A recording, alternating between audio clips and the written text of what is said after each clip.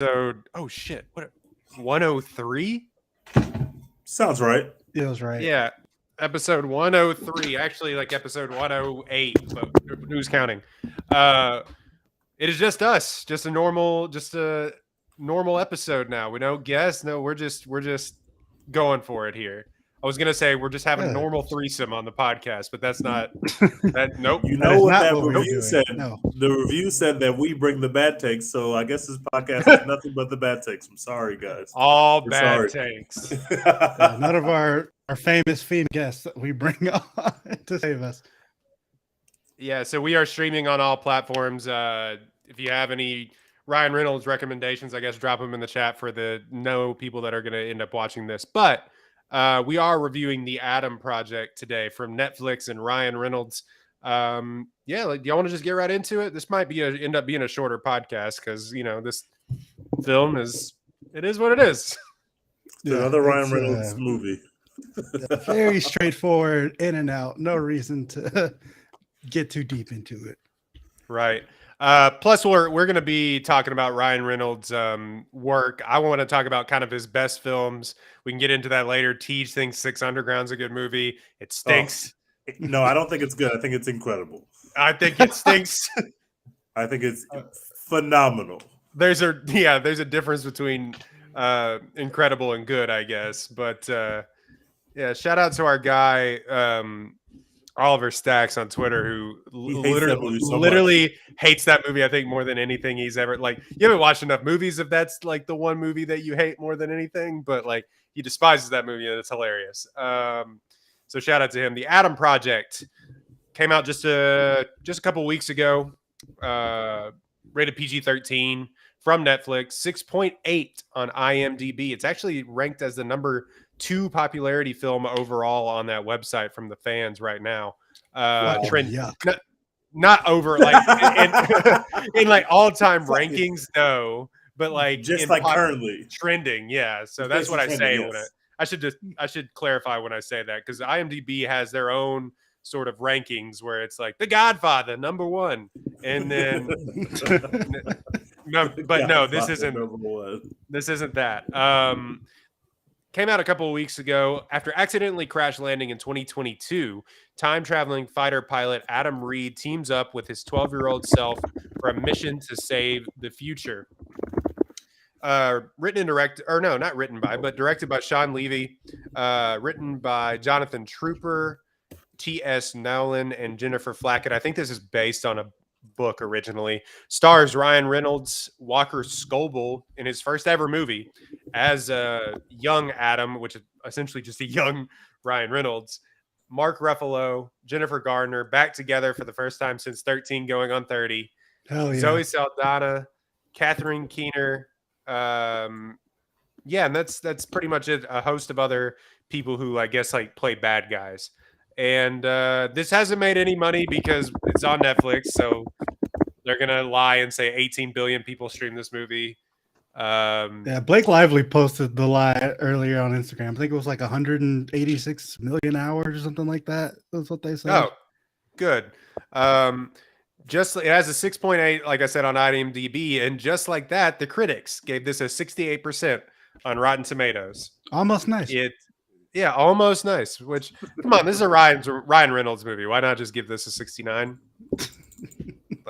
Seems pretty on brand. 77% from audiences. Critics consensus. You've seen Ryan Reynolds do this sort of thing before, but the Adam Project offers slickly entertaining and occasionally even moving sci-fi action.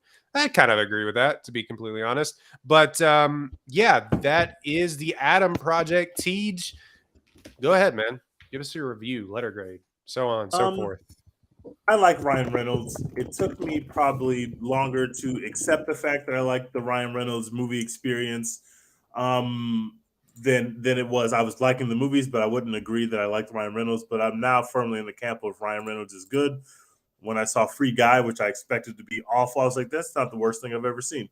So I'm all in on the Ryan Reynolds, but this is just another Ryan Reynolds movie, which is a different plot. It's really cool to see the kid doing a Ryan Reynolds impression, and he's given little quips like Ryan Reynolds would give you in every Ryan Reynolds movie, which is fine. The stuff with the family and the fact like the thing you just read, the tagline says it has heart. It does have a little bit of heart. But as far as like the plot of this film and the action of this film, like I could not have cared less about that at all. Like I would have liked it better if he just was Ryan Reynolds just walking around talking to his past self and dealing with bullies and dealing with like the problems of a 12-year-old, but like his grown self is also there. Like that would have been a much better. Yeah, that the dad trauma stuff, like all that was a much better movie than like the sci-fi part of the movie, which is like he's back, he's in the past, and he's trying to save his wife, and these guys are here, and now we're using lightsabers. Like that didn't do much for me. But I had a perfectly fine time with it. But if I'm going looking for the Ryan Reynolds experience, I'm going to turn on 6 Underground, which is the greatest movie of all time. But I enjoyed this. I enjoyed this for what it was. I would say I would give this a B-. It's fine. I didn't regret watching it. It's not the longest movie, which is fine, but it's probably longer than I would have liked. And it was nice to see Jennifer Garner on screen. I hadn't seen her on screen in a good minute. Yeah, it's always nice to see the Hulk on screen, especially when the Hulk is the not dad. The Hulk. He's got to come to grips with the fact that he's maybe been a bad dad. That stuff really worked for me. Like the comedy stuff, the emotional stuff really worked for me. But like the actual plot and action stuff, there was a time where it was like you're having the last scene and it's like, oh, we got to do this thing and blow up this machine. And I was like, I don't really know what's going on, but I don't really care. Like I just want to get to the point where we know that Ryan Reynolds is going to find Zoe Saldana again. Let's just get to that and see if they can finally have some sexual chemistry, because I didn't feel any at all between the two of these people. So I'll give it a B-. It was fine. I'll probably never watch it again, but I didn't hate it. Their sexual chemistry was that they're both hot on screen, so it was just sort of like be hot, and they're like. I'm trying to think if I've ever seen Ryan Reynolds have good sexual chemistry with a co-star woman, because he didn't have it in Free Guy either. And I'm starting to think it's the way that I view Ryan Reynolds. It's not necessarily who the woman is standing next to him. It's like I don't view him as like a person who's capable of creating like sexual chemistry on a movie set. Nah. Definitely maybe had a little bit between he and Isla Fisher, but they're kind of the same person, to be completely honest. I can see that. Which is interesting. I really sex appeal in real life, with like his sexual chemistry in real life, comes from the fact that Blake Lively just also adopted his online persona, and so you're just like, okay, yeah, they work together, because Blake Lively just started like fucking writing Instagram captions like Ryan Reynolds would write them. So it works now. Yeah, and not for nothing, he's just really good looking, like he always has been. So like. I don't know. But Dex, what do you think about it? I agree mostly with everything that Teach said. All right, look. So I am a Netflix truther, okay? It's time for us to all be honest. Netflix is bad at making movies and TV shows. They are the Russell Westbrook of streaming services. Just putting up shots and bricking? Putting up shots and bricking. They were stat padding for years on teams that were going nowhere when we weren't really paying attention to what good basketball means. And they put up the fucking triple-double record with like Orange is the New Black and, fucking House of Cards and all this other shit. And now we're fucking stuck with this mediocre ass shit. And they're charging exorbitant prices for all of this mid. They're on a fucking max contract. Price of the brick going up too. It's going up every year. Quality's going down. The price is going up. It's insane. It's time for us to be honest about Netflix. They're bad at this. And I think I'm in on this analogy. That was perfect. That was amazing. Thank you. But yeah, as soon as I saw this movie was going to be a Netflix movie, I was like, oh, so it'll be fine. Like, that's just kind of like where I'm at. I feel like every Netflix movie that I watch that's not like obvious Oscar bait, like your Don't Look Ups or Roma or whatever Netflix Oscar bait comes out that year. Every other movie, the movie that actually exists, definitely doesn't exist. Two Popes is so fake. I still don't know anyone who has actually clicked play on the Two Popes and watched the full movie. Like, there's no way. Like, it's got is just a trailer. If you click on it, it's just like, this was a fake movie. It's got to redirect you somewhere. It's a phishing scam, like just embedded in Netflix. There's no way Two Popes is real. But yeah, every other movie that they make that's not obvious Oscar bait is like, it's just fine. It's like completely forgettable. You watch it the one time and you probably enjoy it, and then just never think about it again until you watch the next thing that they put out. And that's exactly what this movie was for me. Are you trying The to say that plot- you don't think about Bird Box anymore? Not at all. Completely I forgot talked about about that Bird movie. Box since 2017. Oh shit! Fucking like there's Bird Box. There's even the one that just came out with The Rock and Ryan Reynolds in it. Red Notice. No one Red ever Notice. talks about that movie anymore. Everyone watched it and was like, "Huh, that's bad," and then we just don't talk about it anymore. I didn't That even watch stunk. Whatever. Yeah, on the next thing. But yeah, I mean, this movie is fine. Like, there's nothing exceptional about it. There was funny at parts. I like Ryan Reynolds and the kid. Zoe Saldana showed up for like 15 minutes and probably got It wasn't even in this $3 movie. million it. because Netflix just will throw money at anyone and anything. Like, she was barely in this movie. The female villain in the movie, like, by the time we got to the end of it, I was like, I still don't know what you're here for. Or like, why you exist. Why? Isn't she like, the lady from Get Out? Like that's the Yeah, lady it's from Catherine- Get Out, right? Okay, Catherine got it. Keener, yeah. I mean, Mark Ruffalo, he was in the movie for like 30 minutes, which was cool. Like, I enjoyed what he did, but yeah, Jennifer Gardner was in the movie for 30 minutes. They just like had all these other people that Ryan Reynolds knows show up for 30 minutes each, and not at the same time, but like, whatever, man. It's just completely forgettable. Nothing will surprise you about this movie. It's another Ryan Reynolds movie. The kid is really good. I gotta give him that. He like definitely did an excellent Ryan Reynolds impression, but yeah, this movie is completely forgettable. It's a flat C, like 72 out of 100. Like, nothing to write home about. Yeah, this movie, if it wasn't just like this is the Netflix movie, like you said. It's just like, if this was in theaters, I don't even know if it would make a lot of money, which is kind of the, like, I don't know if y'all remember the movie like Zathura or whatever. No. It's just like, no, see, it was like Dax Shepard's first sort of thing, and it was who basically runs Disney now and Marvel. Kevin Feige? Feige? Yeah, no, it wasn't Feige. Who's doing all the Disney original? Did Iron Man? Fuck. Favreau? Nope. Yeah, Favreau. Thank you. It was Favreau's like first adventure into like bigger budget things, and it just tanked at the box office. It reminds me so much of like that movie where it's like a sci-fi action adventure that no one would go see. Yeah. But it lives forever on Netflix, and you literally, the barrier to entry to it is zero. Like, you don't have to do anything at all. It's just like on their flash screen. Somehow Netflix, I think the reported budget on this was $100 million. How they got that? Jesus. It's like $111 million. It doesn't Crazy. look like $100 million movies in the action sequences. It doesn't feel like a big budget movie, although you know it is because of who's in it, but it doesn't like look good at all. It doesn't look like, oh, this is what they got their money's worth. Yeah. That's shocking. And on top of all of that, on top of it being just the stereotypical, like, yeah, this makes sense that this is on Netflix movie. You know, Dex, it's such a perfect analogy because we all know exactly what you're talking about. Like, if it's not Defy Bloods or a movie that we hate, Roma, or not that we don't hate Roma, the Irishman, like obvious Oscar bait. This is the stuff that they're making. Beast of No Nation or whatever. Like, you get like one a year, one or two per year. It's like an actually good Netflix movie. They like very intentionally went out of their way to try to win Oscars with it. Everything else is just whatever. It's not even all bad. It's just whatever. Yeah. And like that's what this movie is. And it's like, I don't know if y'all watched Project Power. The Jamie Foxx one. Yeah, I didn't even watch it. People said it was so bad that it made me stay away. Was it good? No, that was the thing, and it just felt kind of like just a nothing thing.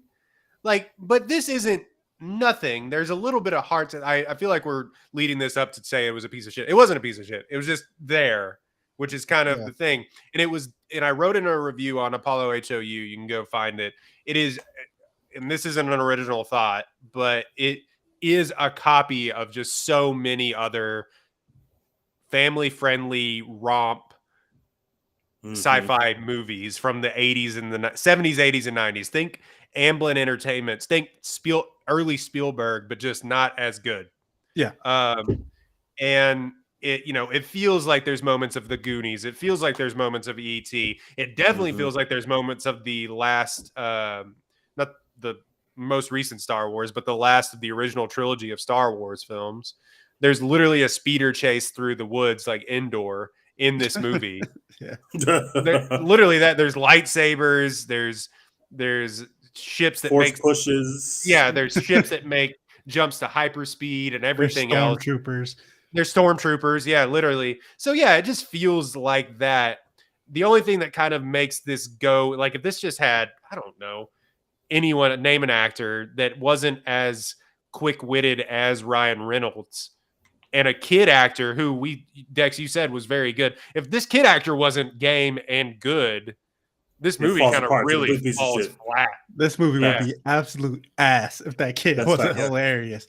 That's nice. And he was really, really good. And I'm interested to see if he can do something other than or maybe he just carries the Ryan Reynolds torch for Gen Z going forward. But he was very good. He matched energies really well. And I thought the quips were really funny, but there was a little bit of something there. And maybe it's just everyone's repressed emotions that they have with their dad deep down. Every dude's repressed emotions that they had with their dad deep down, that it's just like, oh, maybe I should have hugged my dad more. And that's just sort of like what's at the heart of this movie. And I think it works a little bit. It's a little bit more deep Ryan Reynolds character than we've gotten. And we kind of saw that a little bit of Free Guy. And I think that's to do, and I wrote in my review as well, that this is to do with a lot of he and Sean Levy have kind of found that formula that, let's be honest, that it was wearing thin after Deadpool 2. We were like, is this sarcastic? Yeah, is this sarcastic thing going to be the thing that we're just doing? We're just doing this all the time. Every time. We got the one pitch. That's it. All right, we got a fastball. Is the fastball losing a little zip? Is it losing a little zing here for Ryan? And they kind of recaptured it somehow, and I think that's because they made his characters a little bit more vulnerable and not have as much plot armor, and like he can't just deflect a lot of stuff with zingers like he normally does. And I think it ended up working a little bit. Now, to say all that, it's a copy of a movie. It literally wastes performances from Mark Ruffalo, Jennifer Garner, and Zoe Saldana. Like, you could have had anybody do that. Also, the DH Catherine Keener is objectively is terrible. Awful. At the very end of the movie. It's a huge miss there. You could have just had a younger actress just do that. And then, so it's a copy of all that. And then not to like get too far in the weeds here, the time travel stuff is some of the most convoluted time travel stuff. I think I got lost. And maybe somebody smarter than me, like, this isn't supposed to be a convoluted movie, but they had some weird time travel laws in this movie. And then it just got complicated. It doesn't matter. Right. At the end of it. It literally doesn't matter. Literally none of it matters at the end. Like, you can interact with yourself. You can change they would literally have characters multiple times be like, wait, aren't you being here and telling me all this stuff? Like, aren't you changing the future? And it was just like, oh, hand wave away. Like, hand wave. I was like, wait, okay, so that doesn't matter at all? Like, no, it doesn't matter at all. Like, literally doesn't matter. Unless most you die. Of the time, yeah. And most of the time with these, like, Back to the Future 3 or whatever, like, if you just say, because I said so, like, it's fine. We'll go along with the ride. But it is really convoluted, especially like when Zoe Saldana was like, I went back to the past and then they shut it off and then I couldn't get back and you'll find me again and da-da-da-da-da. And I'm like, what is... I don't understand any of that. I just was like, oh, okay, he's here to save her. So yeah, that I give it a C+. I think it's really carried by Ryan Reynolds and Walker Scobell. I think they're really good together. Thought a lot. I laughed out loud at a couple parts. I thought their lines were really funny together. And at the very end, it does have a little bit of heart. And like you said, I always like seeing Mark Ruffalo and Jennifer Garner on screen. Like, come on, Apparently, unlike our guy in the chat over here who says, I hate Jennifer Garner. Every time I see her on screen, all I can think is, did she just finish crying? That is incredible. Not a huge Daredevil or Alias fan? In like Peppermint, that action movie she made a couple years ago. I don't think that it's weird that Netflix is spending $100 million on something like this when their best content is the trashy documentaries about people being scammed. I am obsessed with the documentaries about people being scammed, and I'm sure those things cost like $15 to make. That's literally all I need from them. That's all I click on the app for these days. Like, I want to, there's a new person being scammed. Yes, I want to hear all about how stupid they were in getting scammed in this manner. That's really all I need to open my Netflix for. I go to worst HBO roommate ever or whatever. Yes, I just got done watching Bad Vegan. Incredible television. Don't know Tinder how it Swindler, all happened. Amazing. Tinder Swindler. All this stuff, like, it's all I need, and they all got the same basic format. You can tell they got the same person who's leading the vision of these things. Don't fuck with cats. These are all this is all the same guy. Like, incredible content that cost them nothing to make, and instead they're like, no, let's spend $100 million on a Ryan Reynolds movie that literally no one is going to. I haven't seen one person say, like, this movie is phenomenal. This is a great film, a great use of these resources. No. Like, everybody's just like, eh. And they have the gall to be like, we're broke. And you're like, get out of my face, man. We need to raise prices again. The thing with we talked about the Netflix problem all, a thousand times, but like, yeah, sometimes they've kind of figured out that, yeah, maybe people won't go like see these movies that aren't on already known IP. So we'll go ahead and put them like, but this kind of movie, like, plays better in the theater. Like when they're zipping around in spaceships and stuff, objectively, it plays better in the theater. So I don't know why they're like making maybe the blockbuster problem is really weird because it's like, oh, so come watch our movie on your 50-inch Samsung or whatever, and you're just like, I always thought that Netflix is going to settle into, like, there are movies that are not made anymore because it doesn't make sense to put them in a movie theater, right? Like a rom-com. People don't go to the movie theaters to see rom-coms. They go to the movie theaters to see, like, action movies, adventure movies, like movies that need to be presented on the big screen. I don't know why Netflix is not like, we are going to make $30 million rom-coms that have a lot of heart and spunk and give them to you one after another and force them down your throat, and people will fucking love them. And you can't go to a movie theater to go see rom-coms. So it would make perfect sense. Instead, you're making a blockbuster, and we're like, why is this on Netflix?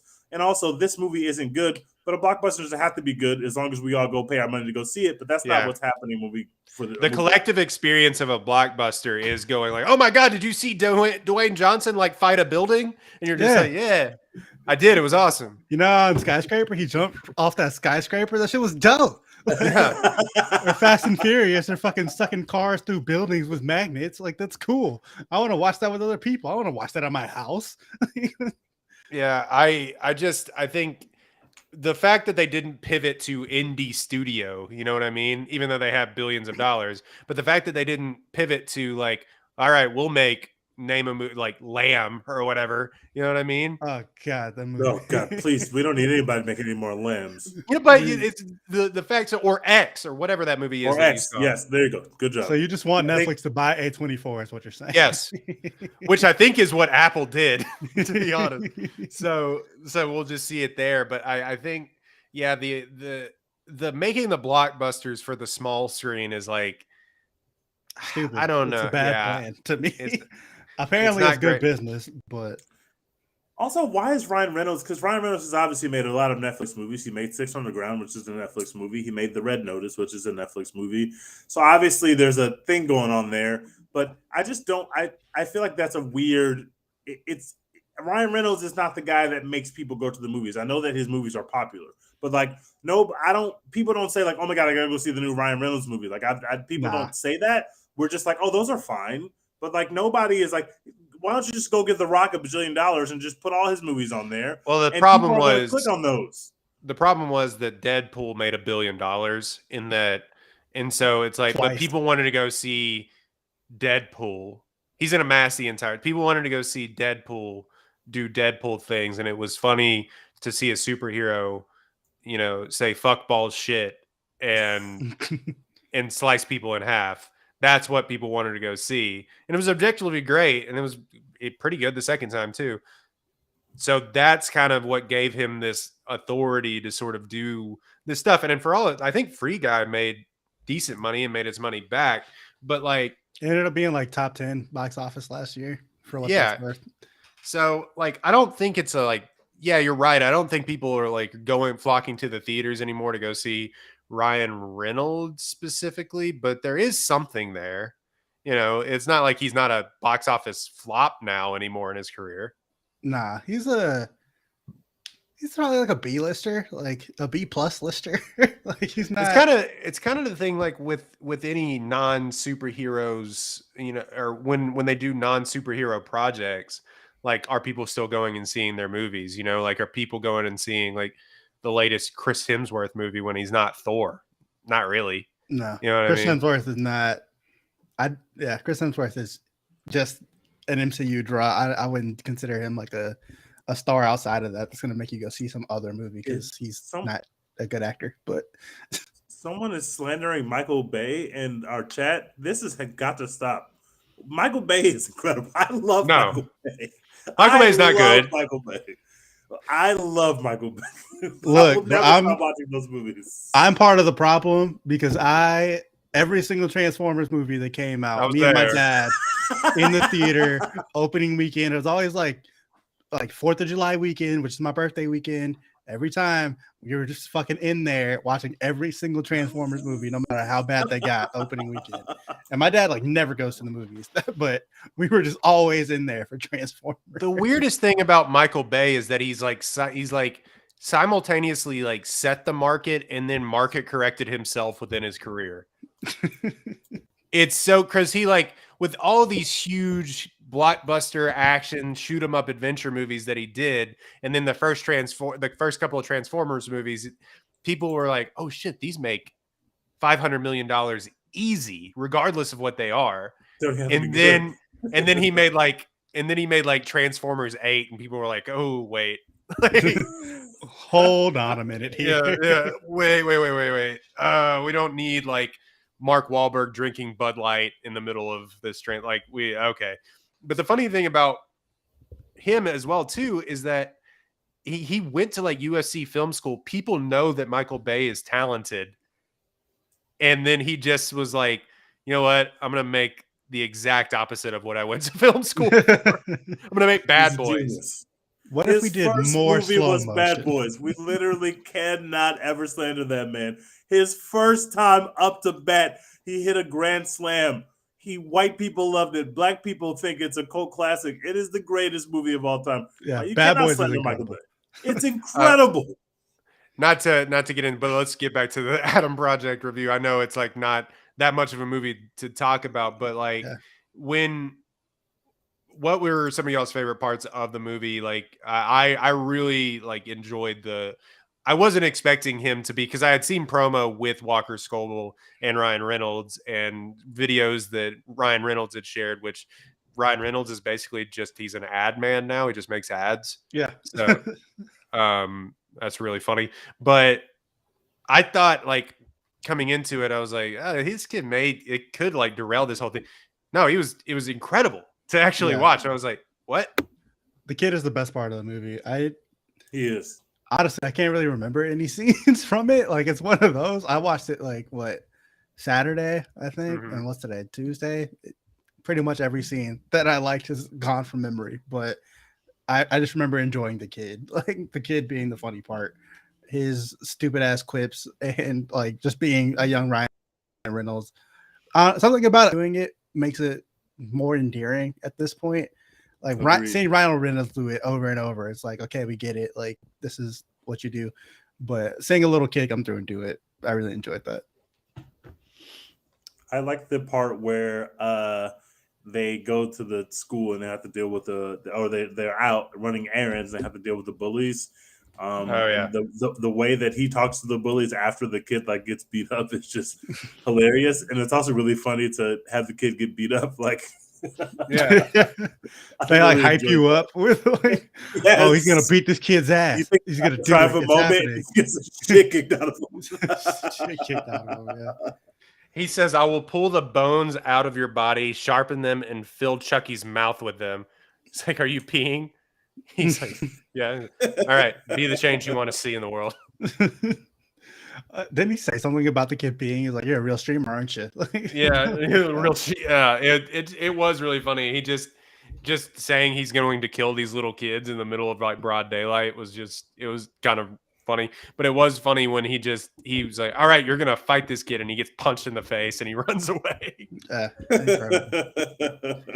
A weird I thing in the gotta- movie. Go ahead. I gotta say though, like this movie is the most just extended SNL skit idea movie that we've ever seen. Like it's you can tell that Ryan Reynolds and the director, I forget his name, Levi, like, Levy. whatever. They were just sitting around one day and they had an idea and they were like, that'd be a funny skit. And then they tried to stretch it into a movie and they just ran out of shit to say and do because like the villains in this are just paper thin. Like the big Asian dude that they had, like the big brute that they had come through. I was like, this is not a character. This is not a real thing. Like, they just threw this man on here on screen, and then he like half fought once, and I think he like half fought a second time. And he got his ass kicked at the end. The movie was over. Yeah, I put down that future armor can't guard against present bullets. Yeah. Why do they do that in movies where they just always have like stormtroopers basically in like the most like ridiculous, cumbersome armor you've ever seen, and it doesn't protect them from anything. Literally nothing. Doesn't help at all. Like, what is this for? Why do we keep doing it? You might as well just have them in uniforms, bro. Like, when they tried to have the lady have her future self comes to the past to give her like a little pep talk about how important this all is, it's like, oh, they're trying to add some depth to this character, but holy shit, this character is literally paper thin. Like this villain there's nothing behind this villain. This villain is a flat sheet of paper. Like this is insanely bad. I could not be more the F on the villains. They were really bad. They added nothing to the story. And they didn't really put up much of a fight. Like in the end, it's just like, no, don't let him push the button that he needs to push right now, this exact second. And it's like, this is the dumbest. Like, can we just get past this so we can get back to being sentimental with the kid? Like, what are we doing with these action sequences? It was just bad. And just to ruin the end, if you haven't seen the movie, like spoiler alert, I guess, but like, you can guess the way that they get the first 5 minutes of the movie. You can guess the way that they get rid of the main villain. She tries to shoot them, and then they were like, "Oh wait, magnets!" And the bullet hits the younger woman, so she like never exists. Basically, she kills herself. Yeah, and I was just like, "Oh come on!" And Mark Ruffalo basically goes like, "I'm not an idiot," and you're just like, "Okay." Yeah, Mark Ruffalo was like, that was my plan all along. She activated my trap card. Magnets. The dumbest shit ever, bro. And does he still die? Like, Mark Ruffalo still just dies? They don't really. I assume he still dies. He still gets in a car wreck and dies. So what was the point of that? Time travel wasn't invented, so then they couldn't like monopolize time travel, and capitalism lost. That's what happened. Capitalism loses. That was basically the plot of the villain was basically to be like, I want to make money, and they were like, well, we can't do that. I'm gonna go back in time and invent Bitcoin. I also really hated obviously they're doing the whole like, oh my god, if we do this, then we'll never meet because the basis of our meeting was like on time travel, and then it was like, well, we'll find each other, and I was like, oh, that's gonna be romantic, and then like. Literally, she just walks into his lecture and sits next to him. And I was like, wait, I thought it was going to be some way of like some breadcrumbs that were left that he follows this trail. And instead, she just literally just like walks into his life. He didn't have to do fucking anything. And I was like, Well, oh, I that don't was how like they that. met originally. Yeah, so It the was same supposed to be shit some happened. They serendipitous just thing. They just But met it the would have same way, been- even though now they're not talking about time travel in the lecture, they're talking about some other scientific formula or whatever the fuck they're talking Yeah, it was boring both times that they met, and they just did it twice. about. They're like, you're hot, I'm hot. Let's go be hot together. Yeah, you're in the wrong place, but Hated like it. I don't want to be here either. So you're kind of exotic. Let's do it. No, I couldn't. It was weird because I couldn't. I don't think this movie. It had some weird tonal shifts because I don't know if it could decide if it wanted to be just like a happy-go-lucky Disney movie or an actual PG-13 movie. Because there's some like raunchy jokes in there as well, and then like just heartfelt kid humor, which I didn't. That's fine, but it went back and forth a couple of times. And also, it went back and forth between being like, "Oh, it's so sad. I have to deal with so much trauma because my dad died. I should be nice to my mom." And then it was just like, "Haha, time travel's funny, right? Like, isn't it great?" Yeah, I don't have much. I like I said, I wrote a review about it. I don't really have much more to really say about it other Can than we like talk about Zoe Saldana for a second? like her career or just in this movie because she Like- wasn't really in this movie. In this movie, but also like a larger point. Yeah, I don't know what when is the last time you saw a Zoe Saldana performance and you were just like, man, she really added something to that film? Because I don't have one. can't name it. Avatar. And she walked in this movie and I was like, oh, that's who they chose to be his wife? And that was about the only reaction I had for Zoe Saldana the entire film. I was like, oh, okay, so this time he's got a black woman. That was about my only thought. Like, Yeah, but like I was just she did nothing for, not that she was on screen for a lot of the movie, but like she did literally nothing for me. I was like, can we just get back to the hanging out with the kid? Like I was enjoying the kid, but let's just get back to that. She's kind of just blockbuster person now. To be completely honest, Drumline is the answer to your Basically. question. The last time Oh, that's fair. I thought she Drumline's added good. something to a movie. that was in 2001. Great answer. 2002. Thank you. It's been 20 Oh, my bad. My bad. It's been 20 years since I saw Zoe Saldana performance and was like, yeah, she's got it. She's going places. And I was also 7 years old. We watched that movie not too long ago. Yeah. Great I film. guess a year ago. But Great film. besides, it's weird because besides Avengers movies, Guardians of the Galaxy movies, she doesn't. Oh, she was in Star Trek, but like, I don't know. She doesn't do anything. Oh, she was in Star Trek. That's right. But she was still like she was this character. She's like the love interest in Star Trek. Yep. To Spock. Is she going to be in the new Guardians movie? Because there's that. Oh, whole I'm thing sure. Yeah, she's in Yeah. Guardians of the Galaxy. She's in the Guardians of the Galaxy Volume 3. Holy already. shit. Her Nina Simone movie. I didn't realize how awful it was as a 2%. People hated on it. Rotten People were Tomatoes. very out on that portrayal. A 2%. What? And it made $22,000 at the 2%. box office. Yo, 2%. I never. $22,000 at the box office. Never seen anything like it. She's in That's Avatar incredible. 2 and 3 coming up. Guardians 3 coming up. I think like the last she was in a movie called I Killed Giants, which I don't think anybody saw, but that was in like 2017. And other than that, she's been Gamora and done voice action. So this is like kind of her first thing post Avengers Endgame, really. She's going to be in a David O. Russell movie that's Untitled. We'll see what that's about. I like David O. Russell. I mean, like, seems like everybody's in that movie. That shit's got to be good. Like, if it's not, Literally everybody and their mom is in this film. So I mean, if it's bad, there are gonna be a lot of people with some blame there because everybody in Hollywood is in that movie. Well, she in our chat that says she's got a bad agent. I disagree. She's got a great agent. She's got an incredible agent, actually. She's got an incredible agent. She just is not good at acting. If you're getting all this without she must have Chris Pratt's agent too. Like, come on. Ah, damn. Yeah, that dude, I don't know how he keeps getting all these checks. Like, what does anybody I think Middle see? America likes Chris Pratt. I think Middle Hey, America man. is a big fan of the guy. But why? Big fan Like, of Kansas. He's just like fat Ryan Reynolds. He's just like doing quips on screen. Like I don't know. I never saw it for the guy, but that first Guardian movie is one of the most charming things I've ever seen. So maybe that's maybe that carries a lot of weight. Yeah, carries a I whole guess lot once of weight. if you have an MCU movie that people like, you're booked for life. You're good. If you want to be, I guess. Chris Evans doesn't want to be, so he just And doesn't wasn't he show on up. Parks and Rec? People do love Parks and Rec, so maybe Yeah. I'm not a big fan, but maybe that's where it comes from. But I've never been a Chris Pratt fan ever. He's never done anything that made me amazed at his talent. But there's checks out there, and he's getting to them.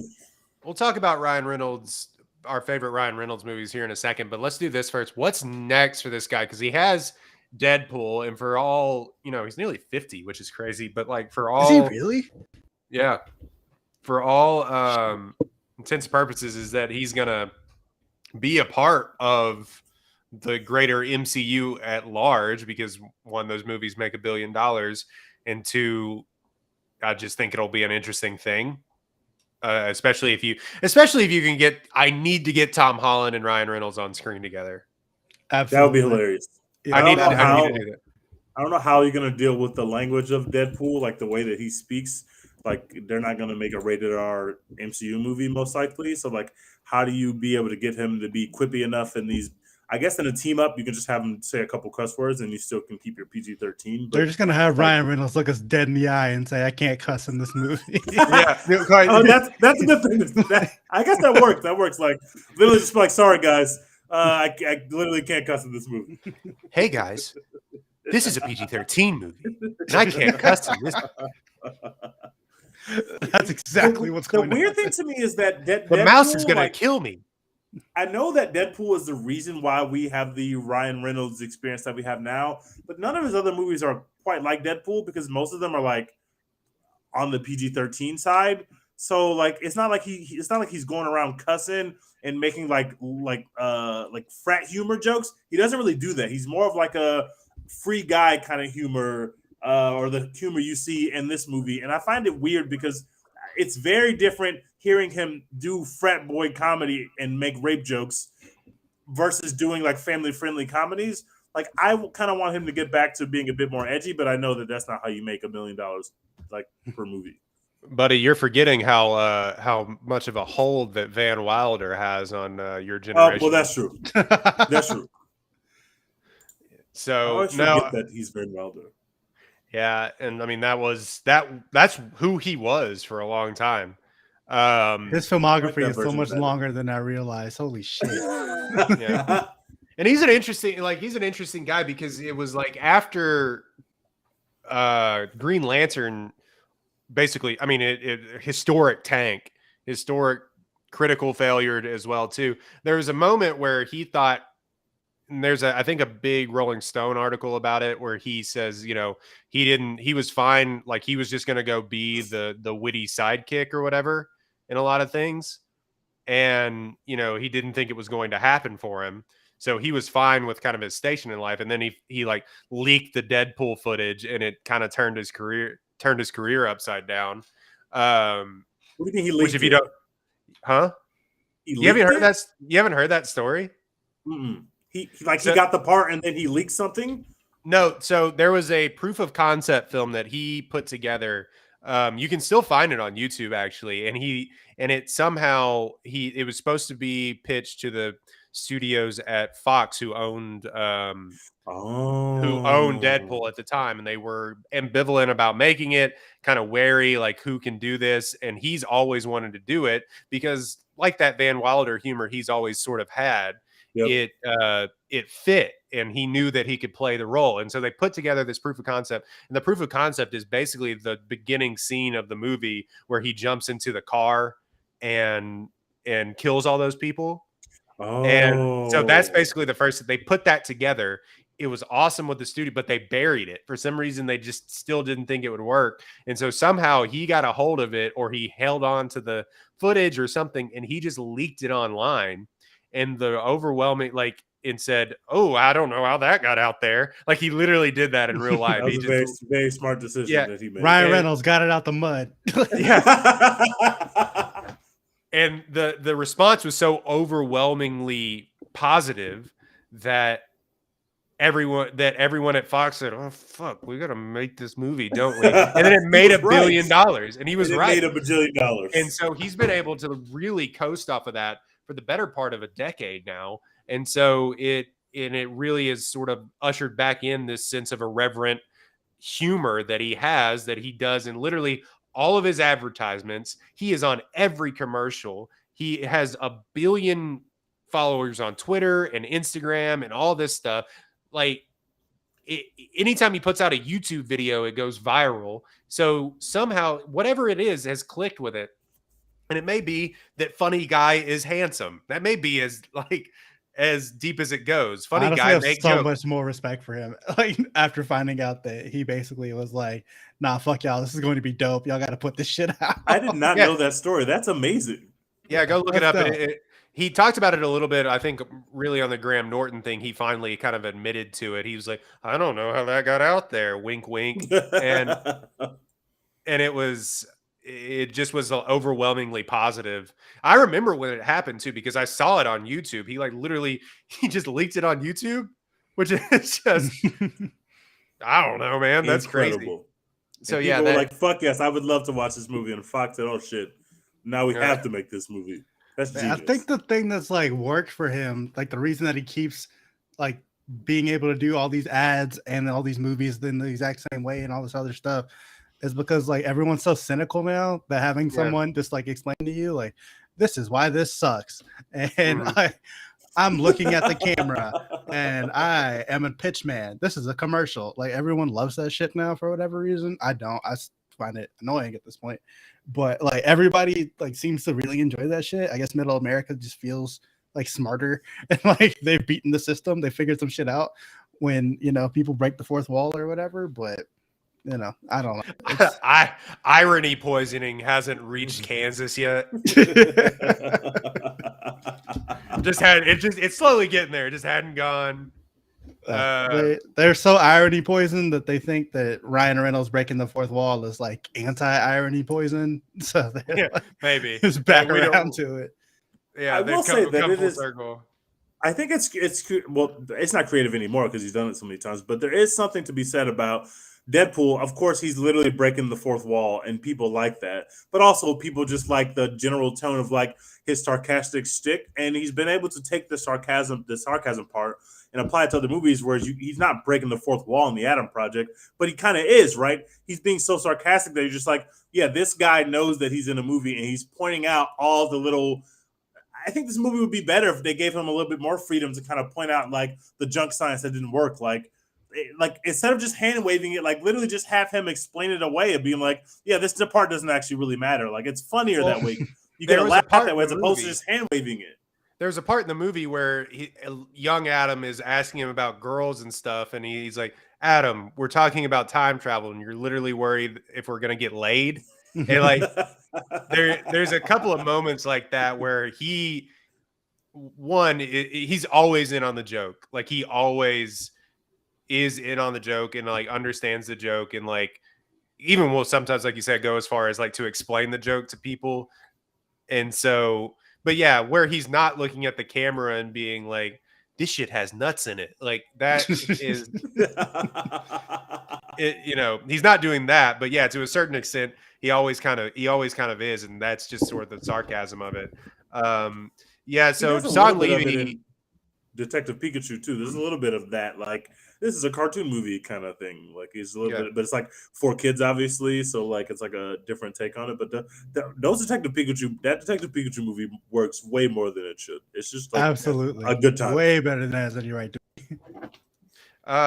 Yeah, and so he and Sean Levy are actually doing Deadpool 3. So this would be their third film together after Free Guy, and then. So it'll be interesting to see if they can add any weight to a character that's already been done twice, and in subsequent other 1,000 YouTube videos and appearances and Twitter videos and everything else that he's done. If they haven't, I don't know how they add a little bit more weight to it because he literally can't die. But like it'll be interesting to see how they do it, because both those movies, I like both of those movies. Absolutely loved the first one, as everyone did, because it felt like a breath of fresh air at the time. Now, we have talked about it. People are kind of going. People who watch a lot of movies like us are kind of going, okay, let's I learn think this. a change up. I Can we think learn this a one's a change up? layup. I don't think they have to change anything about the character. I think this is a layup because now he could just riff. Like so much of what makes Deadpool good is the fact that he's riffing on other superhero movies and projects. Now he's literally in the MCU, so he's literally on the inside. He can just riff on the MCU. If he just riffs on the MCU and makes fun of all of our favorite MCU moments and superheroes for 2 hours, it's already a banger, bro. Like we don't even have to get into what the plot is, whether he's going to live or die, who the villain is. Like if he's just slandering Thor and Tom Holland, especially if he slanders Tom Holland for 5 combined movie minutes, already classic. I'm in. Like, I just want to see him You do have a slander point. everyone. You do have a point because now they have the ability to like, what were they doing? Like only making fun of the Fox X-Men? Like yuck. Yes. You know what I mean? Like, which that bit in the second movie is funny where they open the door and they're all there. But like, and him making fun of Wolverine is objectively funny. But now just being Hilarious. able to like say fuck Chris Evans is like a really funny. You know, I'm here for it, bro. If he and starts he already making fun did a of little Captain bit of it in America, Free Guy. They already brought that's true. in the He did. Fox They were stuff. already.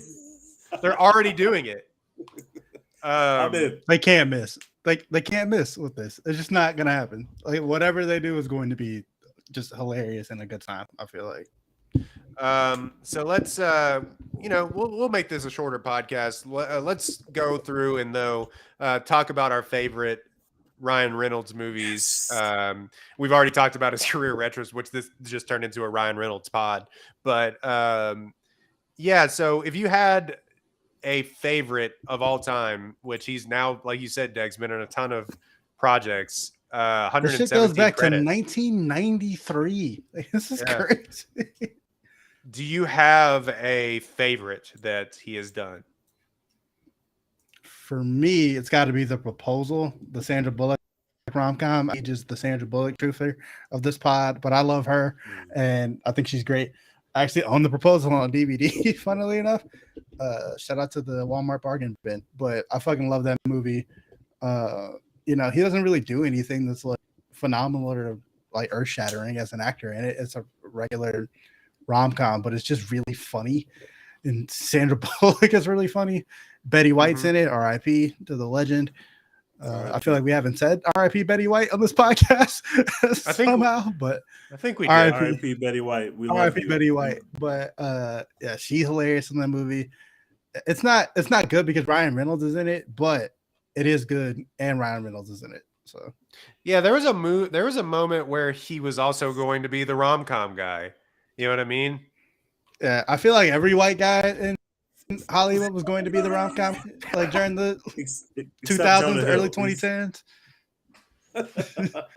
They're like, all right, we went through Tom Hanks in the 90s. We cannot do that anymore. Who is going to be the maybe kind of good-looking white guy that's going to be in this? Yeah, it's like every single one like had at least a couple of rom-coms under their belt. You had your Ryan Reynolds, your Matthew McConaughey's, just Channing Tatum. Everybody. Channing Tatum. Yeah. Tej, you can't say Six Underground. Other than Deadpool, I have to go. Well, first of all, I'll give a shout out to The Hitman's Bodyguard. Those movies are perfectly fine. I just saw the first one maybe a month ago. So I was not on these movies. I still haven't seen the second one, but I thought it was How is fine. that movie not on Netflix? That's a great question. It feels like every other Netflix movie. Yeah. But I'm sorry, I have to go with Six on the Ground. It is. Dude. I just love it so much. I've seen it like 5 times. You gotta explain this to me because that movie I literally almost couldn't finish. It was one of the worst movies I've ever seen. It's so bad. The plot is stupid. Ryan Reynolds is giving quips, which is incredible, and the fucking action scenes are so good. They make no sense. It doesn't make sense that magnets are the whole key to the movie, but you have seen magnets in 7 or 8 action movies since that movie dropped because Michael Mann is an innovator. And they have a dude literally doing parkour. They have fucking EDM blaring through your speakers. It's just like an hour and a half of pure adrenaline. I love every second of it. I cannot get enough of it. It's so dumb. They're making more of them. Thank God. I hope they make 10 more of them because Ryan Reynolds doesn't even talk a lot in these movies. It's more just like action, and then he does the occasional quip, and then you're back to the action. Everybody's hot. Everybody's dressed like in a way that's not appropriate for whatever mission that they're going on, and it is just fucking phenomenal. People are jumping off of skyscrapers. People are getting shot.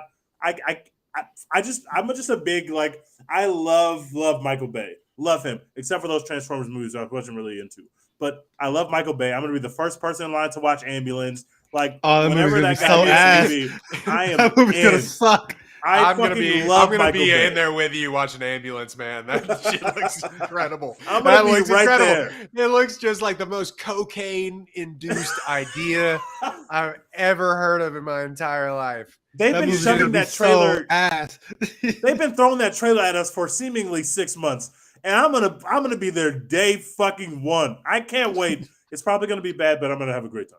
Jake Gyllenhaal, these are two like Academy Award nominated. What are they doing? It looks so Jake fun. Gyllenhaal has such a weird career because he will just be like, all right, I'm going to make this project where I'm he does the Leo thing where he's like, I'm going to live in a bear or whatever and get ripped and do the whole method acting thing. And then he's also just like, all right, I'm going to shoot AK-47s for 3 hours. And it's just like, why? What? I cannot fucking wait for Ambulance. I'm in. I am fucking in.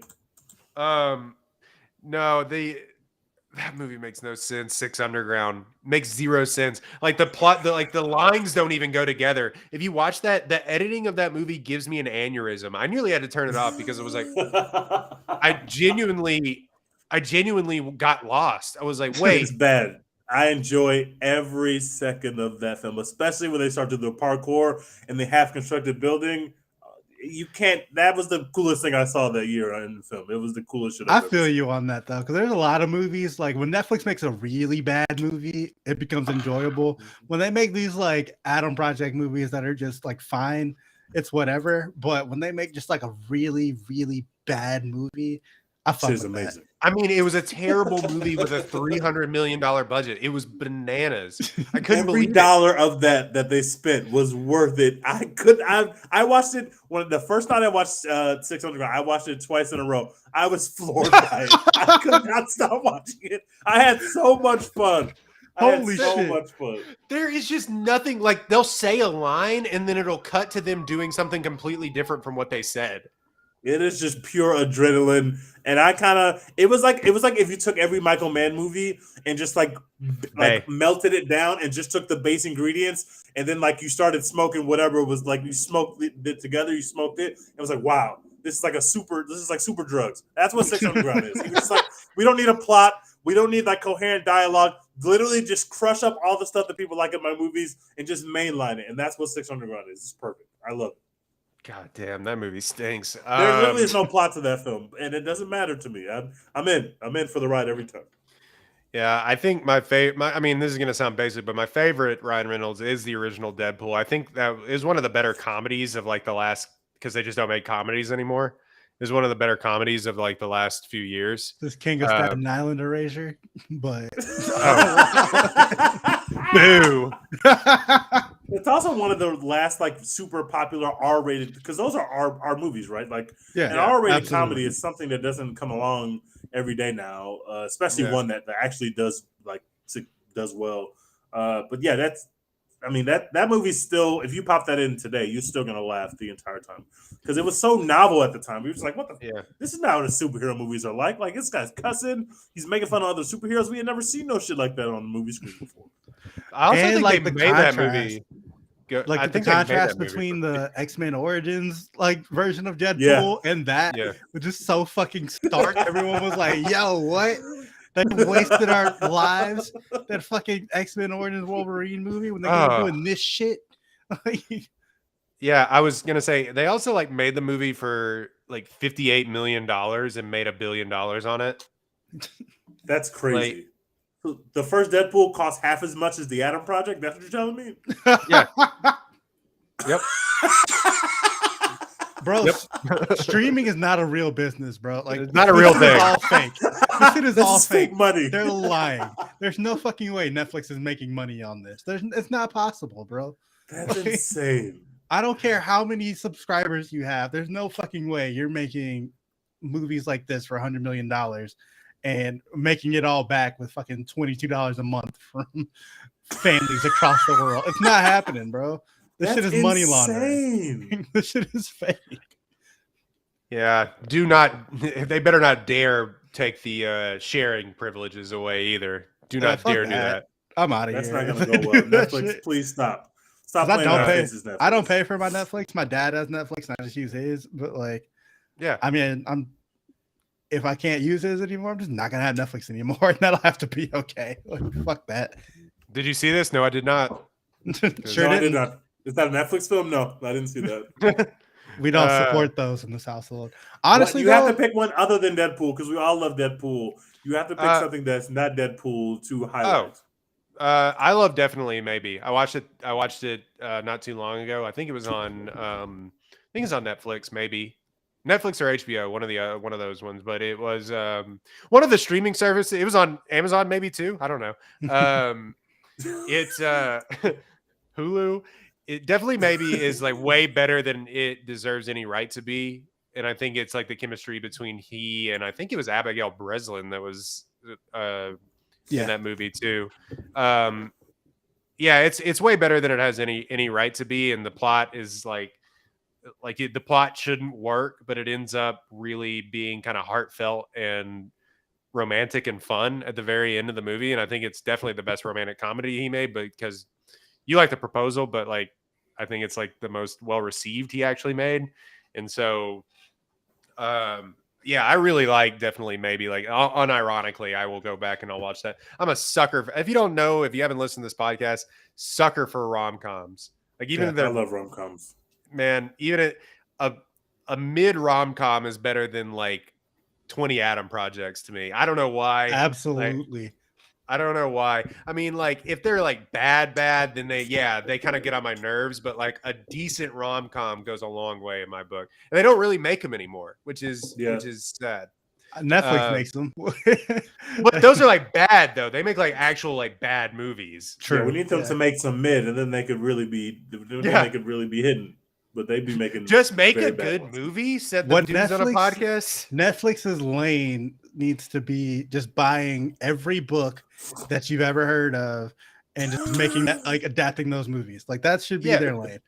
Like, To All the Boys That I Ever Loved Before, that first movie, I shouldn't have liked it, but it was like okay, and so I was like, it's really good. You know what I mean? So but no, they'd rather make Tall Girl and Tall Girl 2. Like, or The Kissing Booth or whatever those 18 movies that they made on there are. That like, no, you know Get what I mean? mean? With that, we don't want that bullshit anymore. I do think though that Netflix, like, the problem that they have is that, I mean, they're a tech company, they're not a movie studio. So you get a lot of movie studios, you'll hear about like studio interference, and there's a reason they're doing that. It's because they're people who have made movies before and they have opinions about how movies should be made, right? Netflix, they don't interfere at all because they don't know what the fuck they're talking about. They just throw up any fucking thing. Like, sometimes studio interference is bad, but sometimes they save us from some pretty bad or mediocre shit and they make it memorable. Netflix can't do that. Whatever the director gets, literally throw it up there. Movie studios, for some reason, like, have decided sometimes they'll just eat the cost and bury a movie. They just won't come out. Yeah. Like, this movie is so bad, it would actually be better for our bottom line if no one ever saw it. Yeah. So we'll just bury it. For some reason, they'll just eat that cost. Netflix is like, Netflix has never done that. Netflix is like, I don't give a shit what it is. The floor is lava. Upload that shit right now. Upload that shit right now. They have a new show called Is It Cake? They're like, fucking upload that right now. Put that shit up there. That Tom Holland, Daisy Ridley movie, Chaos Walking, that nobody saw, it's very, very bad. But Netflix would have had that shit on the front page for 2 months. Like, they would have paid for that shit. They would have been like, it's Tom Holland and Daisy Ridley. We're throwing this shit up, and we're going to tell people that 1 billion hours of this have been streamed in the past week. This shit is going up, bitch. Yeah. Well, Amazon is buying MGM, so we're in a really weird space because I think what's going to happen is that these mega tech companies are going to just start acquiring movie studios as opposed to trying to make movies. Amazon's also been struggling to make their movies. Apple is struggling to make their movies. Like, Apple's really struggling to make movies that make people want to go get Apple, even though we all have Apple devices. We have been like, oh, we don't really care about Apple TV like that. So I think what's going to happen is just going to go acquire these studios as opposed to going against them and trying to make movies that win Oscars against these movie studios. So just going to go buy them. You're seeing Amazon do it with MGM, which is massive because obviously the MGM back catalog is probably one of the greatest things in movie history. I mean, it's like the history of movies. Yes, basically. Like if you go through the MGM's catalog, you will see the history of movies. You will see the bangers from every era. Not every banger, but probably every other banger from every era of movie making in the modern day. So like that is where we're headed. And I think that Netflix needs to understand that is a much better idea than keep doing this, because what they're trying to do, you can't just throw $100 million at somebody and hire actors and actresses that we like and think that it's going to result in a good movie. Because most of the time, like we're saying, it's just forgettable, which is worse than making a bad movie. If you make a horrible movie, we'll talk about it. If you make The Adam Project, we're not going to remember that movie 6 months after you put it out. That's just the way it is. We're not going to remember that it even existed. I forgot about Red Notice until y'all brought it up on this podcast. It had already left my brain. It was gone. It was already gone. But I mean, we'll see what happens. Netflix, honestly, their best shit is when they just go to some random part of America and set up a camera crew, and they're like, "These people are fucking weird. Y'all got to see this shit." Like Tiger King, y'all wouldn't believe this shit. It really is like when we go to this, it's like. Weird. It really is showing like the elites in the metropolitan areas is like, this is what people out in the sticks look like. And it's just like, literally fucking second I've been eating or whatever. I've been eating at Walmart for 10 years and I never did it. And it's just like, good Lord, like bad. As long as Netflix keeps making Cheer, I am always going to keep paying the subscription. And that shit cost them $19 to make, bro. Exactly. Like, that's what I want from you guys. I don't need the $100 million Ryan Reynolds movie from you, Netflix. You're throwing money away, and we all know that streaming platforms are the new NFT. It is a scam. We know that you're not making $100 million back on the Adam Project. We know you're not. We know you're not. Don't lie to us. Why would you spend $100 million on the Adam Project when you can rent out a $13 a night motel in Corsicana, Texas, and make Cheer and have all of us fucking love that shit?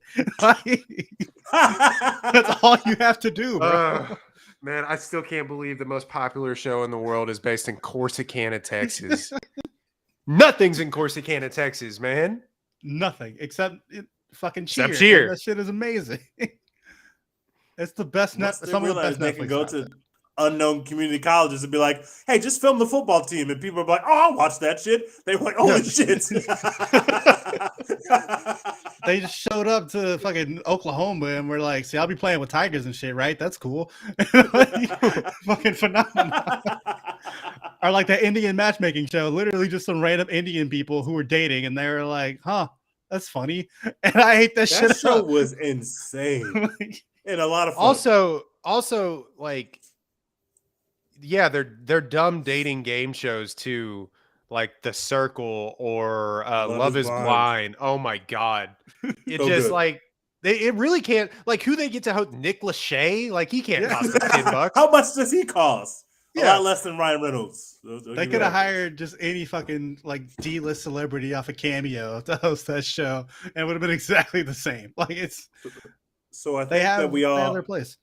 We figured out Netflix. We figured it out. The next Netflix super project is the One Take Podcast, in which we pitch very, very cheap ideas to them, and they all make $1 bajillion. And all of a sudden, they need to lock us in a room like this and just be like, you don't get food or water until you come out with 1,500 ideas. You have a budget of $150,000. Pitch your TV show. Go. Yeah. Nope, doesn't work. Electric shock. And that's how I just need you to think. We're just going to do our draft from a few episodes ago where we were like the most random jobs you could make a movie about. They're just going to actually make those like, reality shows. We cost a lot less than whoever the hell you went to go hire that gave you the Adam Project. And we could probably make something better. But even if it's not better, it will be much cheaper. So hire us. I can work. Netflix, we are here. I'll do it for half the price. Send me to cut and shoot Texas with a camera. I guarantee you I'll come back. I guarantee you I'll find some people. Honestly, bro, like the rodeo just ended down here in Houston. You can send me out there with a camera crew next year, and I got you some shit. Like I got you 10 episodes of content right there in 2 weeks, easy. Oh my god. I paid my life savings and go to this George Strait concert. You wouldn't believe. You're like, holy shit. I've been volunteering at the Houston Rodeo for 25 years. I take this shit serious. Whenever we didn't have the rodeo last year, my life came crashing down. Like, what? Anyway, And all you got to do is throw some dramatic ass music over it and some good camera cuts. Boom. 100 million hours streamed immediately. If you heard right now that there was a 7-hour Netflix documentary about rodeo clowns, I mean, you're clicking on that. And so is the rest of America. I don't know anything about rodeo clowns, but I know I want to see them get hurt, and I want to see exactly how they live their lives. And I'm sure all those dudes are fucking insane if you put a camera on them and give them one drink and let them talk for a little bit. They're probably insane. Put that sizzle reel out there where that dude gets flipped like Johnny Knoxville 1,000 times, and you'll just be like, yeah, I'm clicking on it. Like, absolutely. The fact that Netflix hadn't come out with a Jackass show either, or like something like that, because one, that stuff, the Jackass movies still don't take any money to make. Like, and they always make money. Always. Yeah, I'm surprised they haven't done. We're giving away our ideas, guys. We got to stop. All right, we got to stop that. No more for you, big Netflix, big streaming. That has been a One Take podcast. Quick episode this week. You can find us at One Take Pod on Twitter, One Take Pod on Instagram, TikTok, and the like. You can stream us anywhere that you get your podcast. You know what comes out next week, guys? We got to do a movie. We got to do a review over Morbius. The Oscar winners. Oh my god, Morbius comes out next week. Oh shit, it's gonna be so bad. We've been talking about that as a running bit on this movie. On this podcast, I cannot wait to watch that movie. Hey, Tej, I know that we had Jared Leto on the bubble, but safe for right now. The reviews for Morbius not looking good, and the reviews for the WeWork show not looking good either. Your boy might be defunded. Damn. I'm sorry. I can't even defend that because the trailers for Morbius and the WeWork show both look trash to me. I was not interested in either one. I watched a couple episodes of the WeWork show. I'm so confused. Is it good? No. You were confused? It's not bad. Like, it's not like bad. It's just nothing.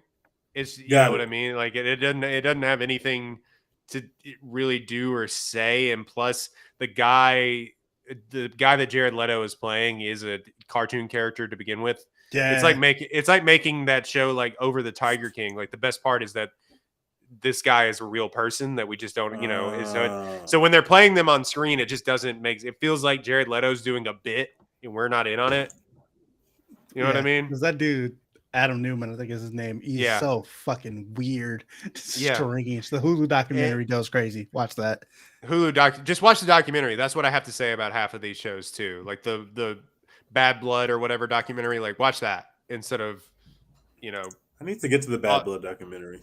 It just all these scam shows work better as the real life thing. So, but yeah, the show's not. It's just nothing. It's not anything. I think like Anne Hathaway's pretty good, but other than that, it's just so yeah, we might have to defund Jared Leto. But our next podcast will be over. We may be live streaming our Oscar instant reactions, which I got a mainline like 10 movies, and I got a half marathon to run this weekend. Cannot fucking wait. What day are the running a half marathon this weekend? Yeah, I'm running a half marathon on Saturday. Swag. Yeah, so we got to do that, and then hopefully not die, so we can live stream our Oscars instant reactions and how. Oh shit, that's Friday. The Oscars are on a Friday. No, Sunday. Sunday. Okay, I was like, what? Yeah, so we got to do that, so we can all get mad that Power of the Dog won 15 Oscars. So that means that our next episode is going to be on the Oscars, and we're going to do a live stream on Sunday. I am fucking love Power of the Dog. This tape. 2 hours. That's all it's going to be. Just prepping whoever likes Power of the Dog or whatever, which I guess people have found my article and I'm justified in not liking it because every comment on that is like, this movie was butt. So, bro, there's something so satisfying about that. Like, I've had so many people find my Licorice Pizza article and they've been like, thank God everyone else thinks this movie sucks too. I can't believe I thought I was the only person who didn't like this movie. Thank God someone else hates this shit. Like something about that just feels so good. I only have 2 more to watch. I have Drive My Car to watch, and I have to watch Belfast, which I guess I'm gonna have to pay for because that shit still doesn't stream. But complete opposite ends of the spectrum. Also, Jane Campion is just kind of weird, so like that speech is going to be awkward regardless. Like, we are an anti-Jane Campion podcast, and hopefully she does not get on that stage. We're gonna have to deal with her speech. Please don't get Power of the Dog anything. Please let Will Smith win so he can dunk on Jane Campion. That would be amazing.